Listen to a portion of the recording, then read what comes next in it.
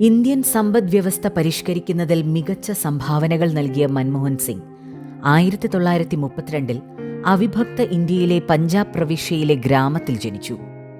സാമ്പത്തിക ഉദാരവൽക്കരണത്തിന്റെ ശില്പിയായ Manmohan Singh reserve bank governor എന്ന നിലയിൽ ദേശീയ തലത്തിലും അന്താരാഷ്ട്ര നാണയനിധി അംഗമെന്ന നിലയിൽ അന്താരാഷ്ട്ര തലത്തിലും ശ്രദ്ധ നേടി.